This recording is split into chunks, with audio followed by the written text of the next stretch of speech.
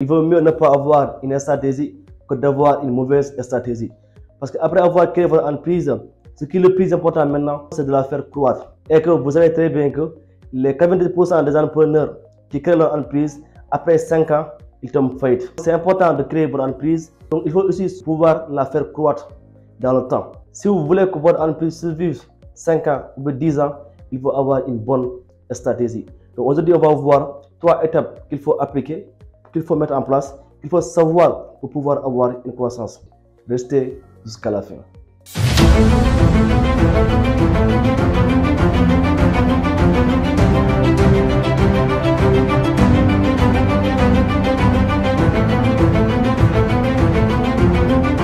Premièrement, il faut faire un diagnostic. C'est-à-dire, par exemple, si vous partez chez un médecin, avant qu'il vous prescrive un médicament, d'abord, il va faire une consultation pour voir exactement qu'est-ce que vous avez. Donc, en entrepreneur, d'abord, il faut savoir qu'est-ce qui ne va pas en fait. Ça peut être un problème de marketing, ça peut être un problème commercial, ça peut être un problème financier, ça peut être un problème logistique, ça peut être un problème de ressources humaines.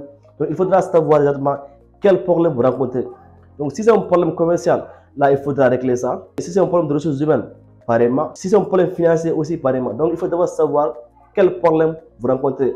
Parce que sans savoir cela, vous ne pouvez pas quand même avoir une stratégie qu'il faut. Par exemple, il y a un grand magasin qui nous a fait appel à nous pour pouvoir savoir qu'est-ce qui ne va pas. Parce que c'est un magasin qui est très bien placé, mais il n'arrivait pas à vendre en fait. Donc, il a fait appel à nous pour pouvoir savoir qu'est-ce qui ne va pas. Donc, premièrement, d'abord, on a fait un diagnostic. Donc, le problème majeur de ce magasin-là, c'est qu'ils vendent plusieurs produits en même temps. Par exemple, ils vendaient des parfums, des savons, des habits, des vêtements, des matériels électroniques en même temps. Donc la première chose que je dis, c'est que ce qu'ils proposent, là, c'est très large en fait. Là, il ne peut pas quand même avoir une stratégie marketing efficace. Si vous vendez plusieurs choses en même temps, vous ne pouvez pas avoir une stratégie marketing ciblée. Donc c'est comme ça qu'on a d'abord commencé avec les produits cosmétiques. Après ça, maintenant, on a fait étape par étape. Donc la première chose qu'il faut savoir, d'abord, qu'est-ce qui ne va pas. Donc qu'est-ce qui vous empêche d'avoir une croissance? Ça, c'est la première chose qu'il faut savoir pour pouvoir quand même réussir à faire croître votre entreprise. Après avoir fait un diagnostic, il faut mettre en place une politique directrice. C'est-à-dire, il faut une approche globale pour pouvoir savoir qu'est-ce qu'il faut réellement pour pouvoir apporter une solution. Si vous allez voir un médecin, après que le médecin fasse une consultation pour voir exactement qu'est-ce qui ne va pas, là, il va vous conseiller des choses à faire. Et là, le médecin, il va faire d'abord une approche globale pour voir exactement qu'est-ce qui ne va pas, pour voir qu'est-ce qu'il faut faire en général pour pouvoir apporter une solution par rapport à ça.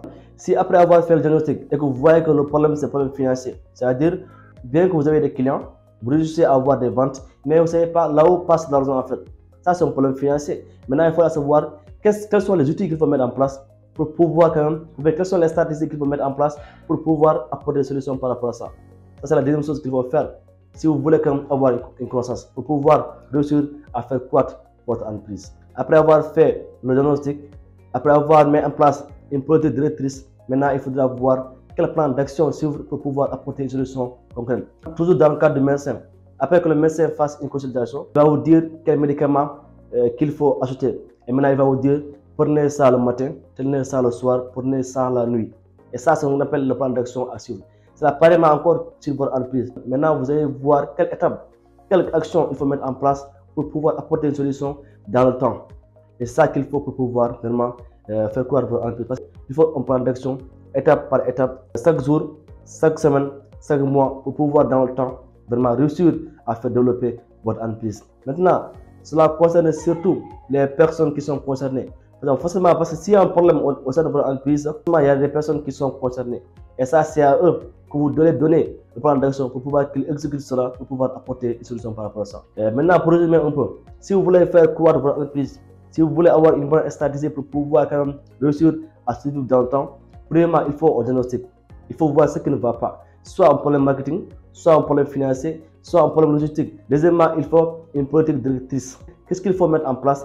Quelle stratégie on utilise pour pouvoir apporter une solution par rapport à ça? Et maintenant, après ça, il faut un plan d'action. C'est-à-dire étape par étape suivre pour pouvoir quand même à terme donc réussir à résoudre ce problème-là. Si vous le faites, c'est certain que vous allez réussir à faire croître votre entreprise après 5 ans, après 10 ans, après 20 ans, après même 100 ans. Pourquoi pas? C'est cela l'objet de la chronique d'aujourd'hui. Si vous avez aimé, merci de partager, de commenter, de liker et surtout de vous abonner. Et à demain pour une nouvelle chronique entrepreneuriale. C'est Daïrou.